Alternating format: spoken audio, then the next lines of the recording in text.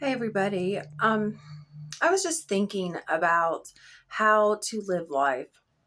I said it before, one of my best friends from college, the college of my youth. I was young, 20 to 21, great times. We'd smoke like weed at like 8 a.m., and I'm this perfectionist turned stoner at the age of 19 to 21.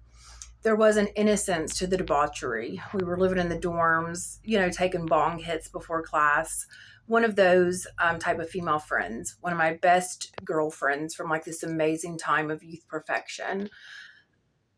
We rekindled our friendship in adulthood. She was an artist and a hippie, and I used past tense because we had 1 year, maybe a little bit more, of a great friendship. We were both mothers to like toddler age children, and we just talked about everything. We had some great times, and out of nowhere she seemingly out of nowhere relapsed, and it ended up costing her her life. And I knew she would, because I knew we were both in the same boat, that it was either going to be something that was a part of her past, or there was going to be, cease to be a future for either one of us. We were like, it was do or die with sobriety and mental health and everything that goes into sobriety. And she asked me the last time I saw her in person, she was like, how do you do this? How do I live? How do I live a life without drugs?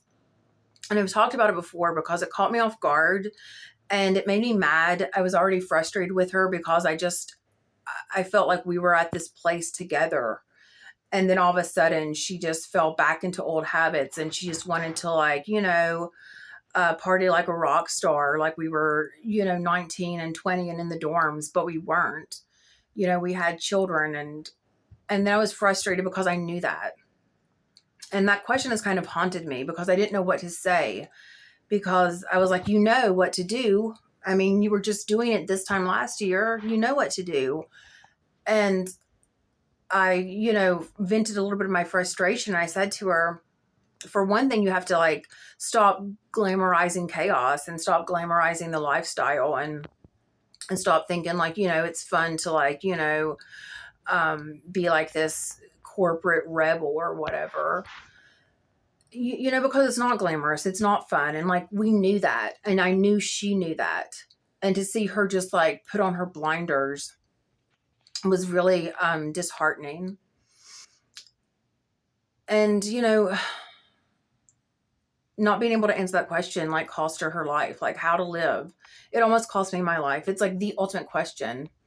And even when I found out that I had a will to live, which was a huge revelation when I came out on the other side of an attempted murder and I was the sole survivor of this murder suicide, I still was like, oh my God, I have a will to live, but where is the way? I was always looking for a way. And then when I could not find like a how to guide of just how to exist in consciousness and waking life within my own mind, body, skin, and consciousness, I kind of like just washed my hands of even the will. And I partied like a rock star in my own mind because it was all for nothing. I just was inept at being a human. And then when I discovered that I had a will to live, I was still like, okay, there was a part of me that was like, now what? I knew I couldn't go back. And I guess that's what I wanted to say tonight. It's, the Christmas season, the holiday season, whatever you want to say, there's like something in the air. This time of year used to depress me and frustrate me because I felt like such an outsider. I would see people drive by with their cars in vehicles with like Christmas trees on top of their cars, or wreaths, hooked onto the front of their tree, and lights on homes. And like the 4th of July, another holiday, I would like walk down the street and be smelling like hot dogs and cookouts, and listen to firecrackers and stuff, and all these like events. And it was festivities that were happening to me. And that's always how life felt. Like it was something I was watching, like a zoo, like a partition that only I could see, but I couldn't even see it, but I could feel the divide between myself and everyone else. And life was like something I was watching other people do, seemingly with ease and success, or at the very least success. And when I would try to participate, I never felt called to do much of anything that I did for good or bad. So my actions felt like I was like pantomiming being a human, or like pantomiming being like a version of myself. And life felt like a raw deal. It's like I got thrust into this life and reality that I hadn't signed up for, did not agree to, had not consented to, did not understand. And now on top of that, nobody will give me any guidelines, a handbook, a how to, a step by step. I just wanted someone to show me the way of how to live and how to exist and how to be.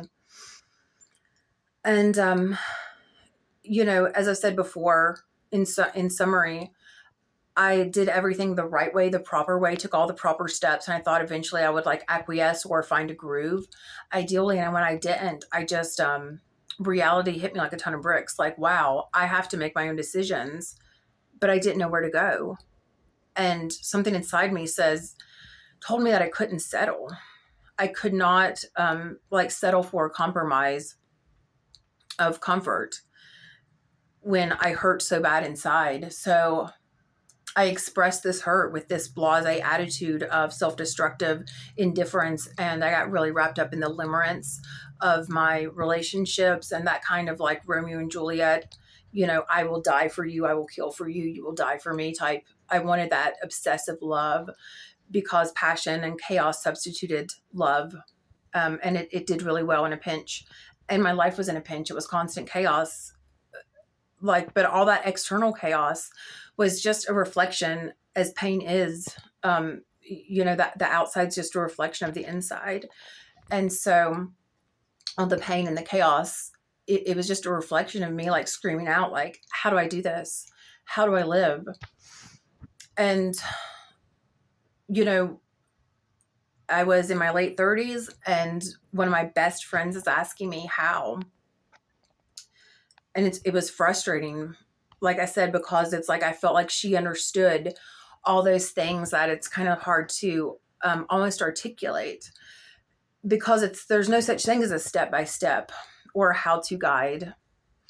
You can't listen to anyone else. You can, of course, and I do. Motivational speakers are, like super athletes, in my opinion. It's like being a motivational speaker, it's like a God-given gift, like being an athlete or an opera singer, or like an Olympian. It's a true skill to be able to stand up on stage and talk with such conviction and make it sound like, yeah, and give people that motivation. But motivation it's almost a mirage in a way, because it's so fleeting. And if you're the type of person who can get motivation and really seek out that type of feeling, that like dopamine hit, I guess, from someone else's words on a stage, then you're probably someone who, at the end of the day, it's not going to register. What needs to register, and what needs to register is that there's nothing outside of you that can tell you how to do this damn thing called life. It's all a matter of perspective. It's all about a mind shift and a mindset. And if you change your mind, then you are a changed person. If you change your mind consciously, this is something that I found out that really has blown my mind. If you change your mind consciously, one little thing, one tiny minuscule thing, it will change everything, because you are a changed person. You are no longer that person. And I'm going to use a simple example.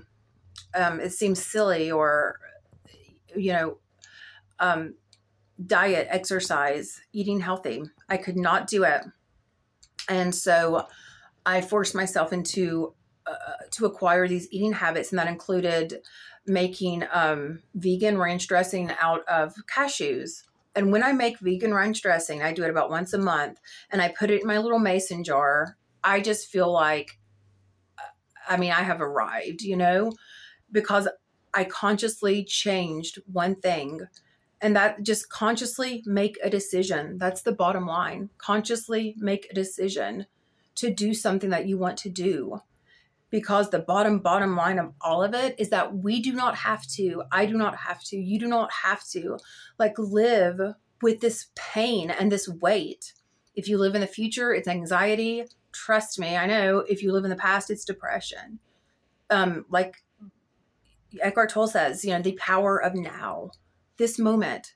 Be autonomous, make a damn decision, do it for yourself. And you are the way. And that is the perspective of being embodied in who you are and actually getting to say, yeah, I can do that. And any limitations, stigma, dogma, trauma, conditioning, what have you, that tells you that you can't or you shouldn't or you won't succeed or whatever the case may be, whatever it is that you are telling yourself that is holding you back from being that person right the F now. That is what you just have to let it go. And you can let it go because you've lived through it. If you're holding on to it, then that's something you are holding on to. Not saying it's going to be easier, just like, oh, just drop it, drop that load off your back that you've been carrying around for decades. No, but when you consciously do it, guess what? You are that person that can say, hey, I'm going to lighten my load one step at a time, one decision at a time, one perspective at a time. I wish I would have told my friend Eden some of this, but unfortunately, she passed away before she figured it out for herself. And that's what it was. I couldn't have told her anything anyway. You have to figure it out for yourself. And that's what perspective is and consciousness is. And that's what life is all about. Appreciating this present moment. It truly is a gift, but you just have to see it and love yourself enough to say, hey, I deserve to not carry on with this pain. I deserve to be happy. You'll have a good night.